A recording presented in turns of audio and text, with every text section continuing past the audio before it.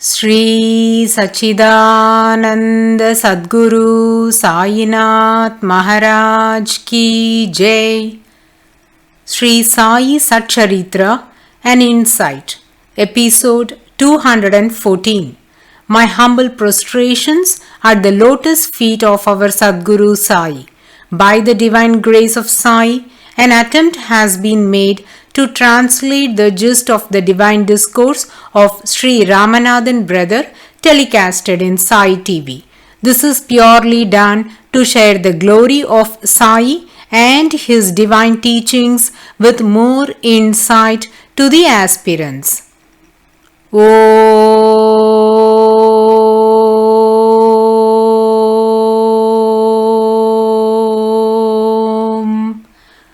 Gurur Brahma, Gurur Vishnu, Gurur Devo Maheshwaraha, Gurur Sakshat Parabrahmam, Tasmai Shri Gurave Namaha. Dear devotees, we have been heeding to the wonderful miracle that was transpired by Sri Sai Maharaj to Dr. Mulke's brother's family. Dr. Mulke's nephew was afflicted with the most rare and dreadful disease known as Hadiya Vrina, that is osteomyelitis, and even after a surgical procedure, his condition didn't improve. But when he was brought to Sri Sai Maharaj for darshan, by his benevolent grace, the boy who was bedridden and was suffering the excruciating pain was cured just by the divine glance of Sri Sai and by applying the sacred Udi in a period of 8 days. His cure was considered as a medical miracle even by Dr. Mulke, an atheist. He also had no faith on Sri Sai Maharaj, but now his mind is pondering about Sri Sai Baba who had cured his nephew. He is curious to know more about him and see him, but his wrong notions about God and saints suppressed his good thoughts and made him to drop his idea of visiting Shirdi. Rather, we can say that Sri Sai Baba has not called Dr. Mulke for his darshan.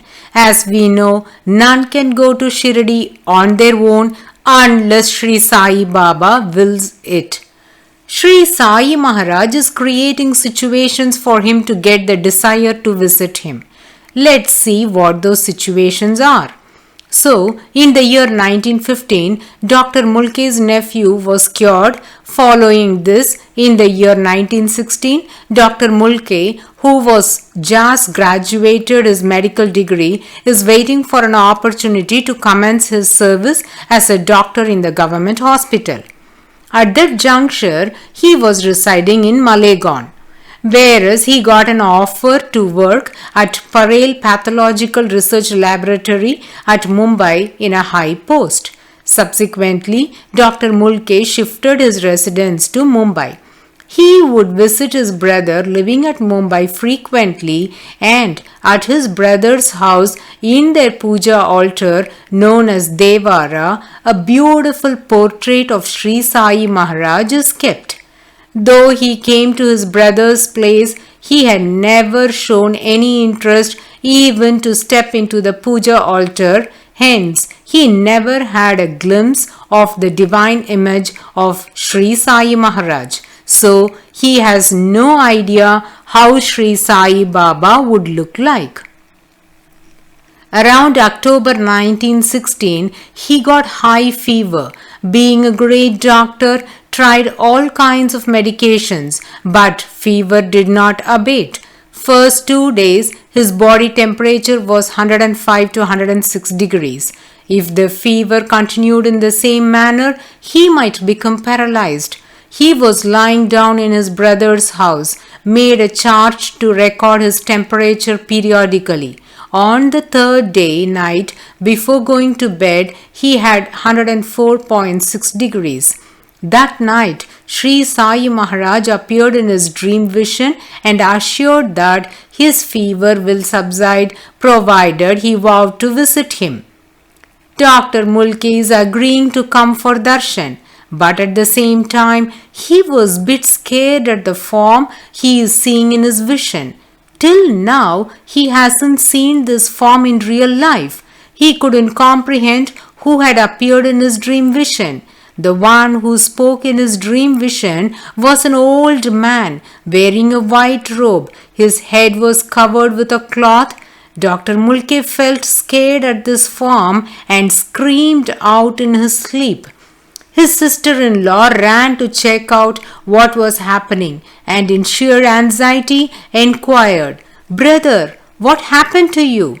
Why were you screaming out so loud?"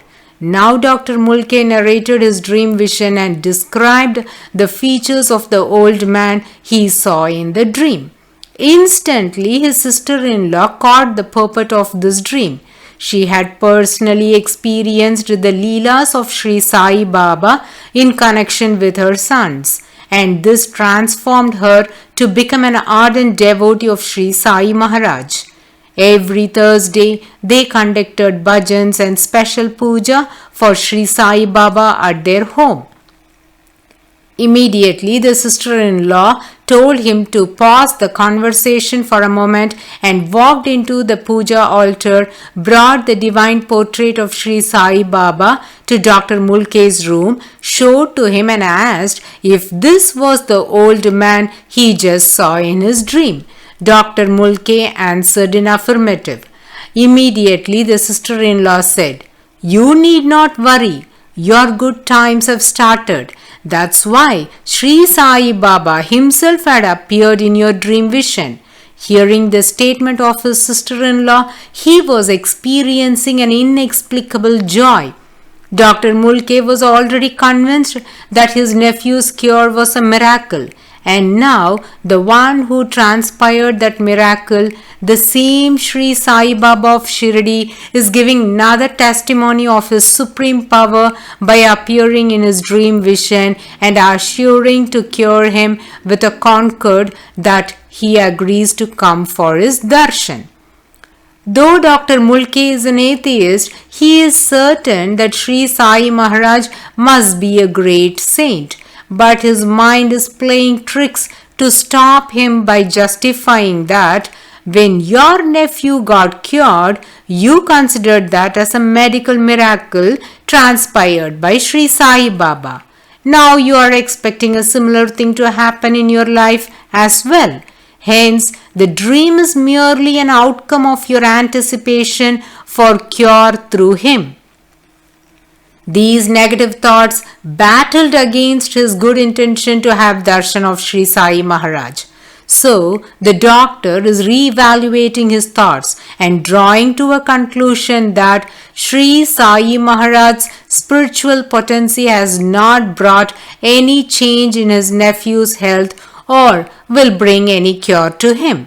In the later years, Dr. Mulke gave all these intrinsic details to Pujya Sri Narasimha Swamiji during his interview. Thus, we are able to get this exhaustive and authentic information.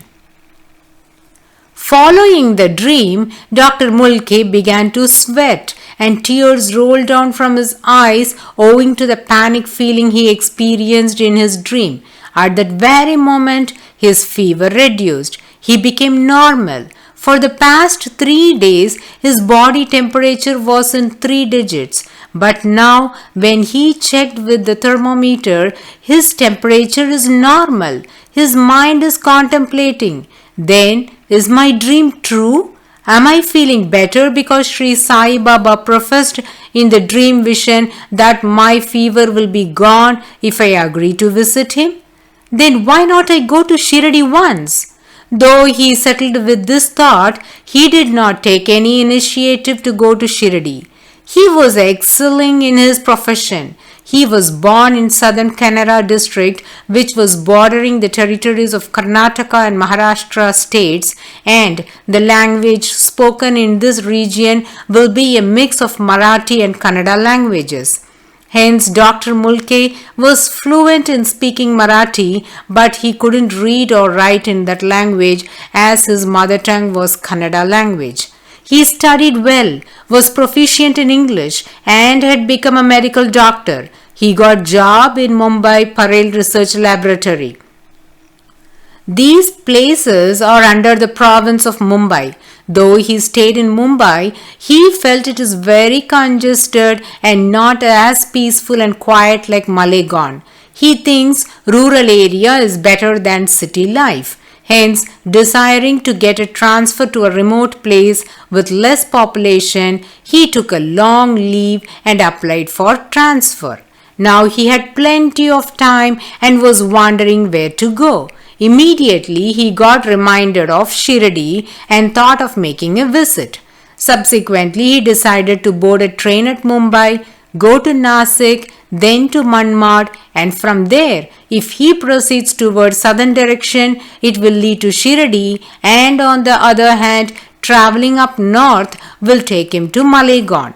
Thus, Dr. Mulke reached Manmad, but for no reason his mind again deceived him, and he dropped his plan to visit Shirdi, instead proceeded to Malegaon. He reached Malegaon and planned to stay there for 2 or 3 days. On all those days, during night, he heard a divine voice. It was Sri Sai Baba asking him, "Don't you still believe me?" Dr. Mulke began to ponder on this assertion and thought, because I have cancelled my Shirdi trip, would that be Shirdi Sai Baba making me to realize my folly through this voice? Dr. Mulke was young and unmarried. His mind didn't let him to develop faith on Sri Sai Baba. Again he disregarded this divine call because he thought the vacation had to be spent in a more relaxed and cheerful manner, and Shirdi is not a place for that. He was at Malegaon, which is close to Shirdi. Instead of choosing to go to Shirdi, he decided to go to Alibag, which was near Mumbai. Alibag is a tourist spot to the south of Mumbai at 120 kilometers. This is the headquarters of the district Raigad. From Mumbai to reach Alibag by road could take time, whereas from the gateway of India, Mumbai, if one would travel by boat to Mandwa, it takes just 20 minutes. This is an island. From Mandwa to Alibag by road might take around 45 minutes. So maximum in an hour one can reach Alibag from Mumbai. Alibag is a very beautiful place. It's a coastal town with an exhaustive scenic beauty with pleasant weather. Siddheshwara temple is also situated here. Alibag Fort is another important tourist attraction. One can have a spectacular sight of the Arabian Sea from this spot. This Alibag Fort is 300-year-old fort which was once chief naval stations during the reign of the great king Sri Chhatrapati Shivaji in Maharashtra. This isolated military fortification is located amidst the Arabian Sea. Also, there are 2 islands by named Kanderi and Underi. They both served as the landmarks for ships entering Mumbai harbour. Kanderi was occupied by the Maratha king Sri Shivaji, and subsequently the Kanderi fort was built to keep a check on the Siddhis, and many battles were fought between Shivaji's forces and the navy of Siddhi. There is a very famous magnetic observatory at Alibag.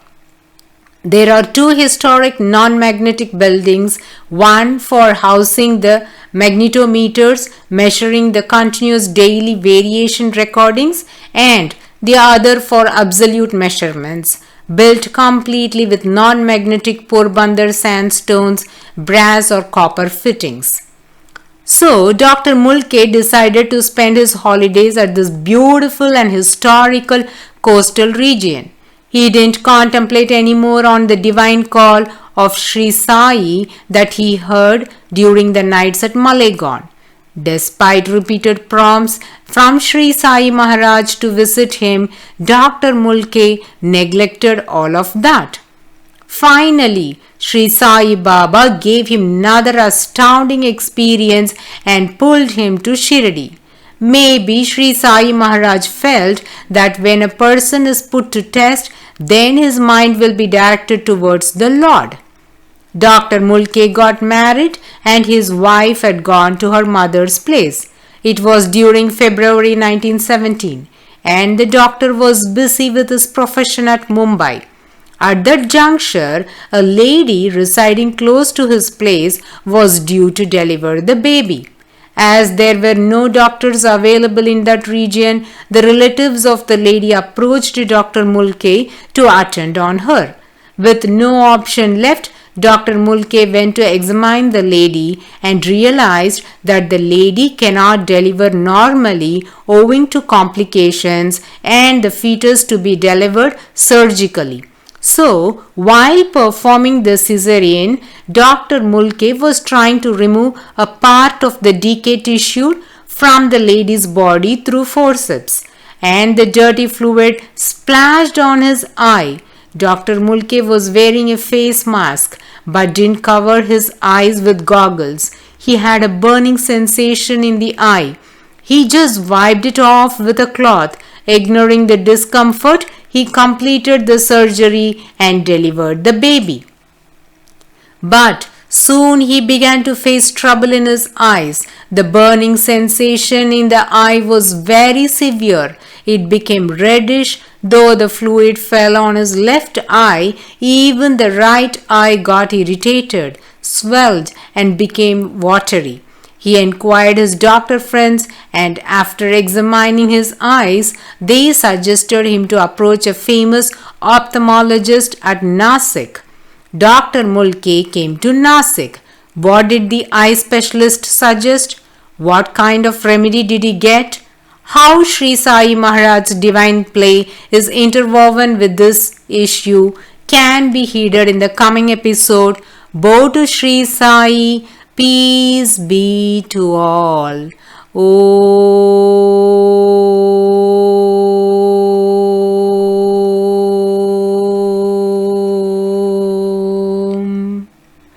Sai Ram.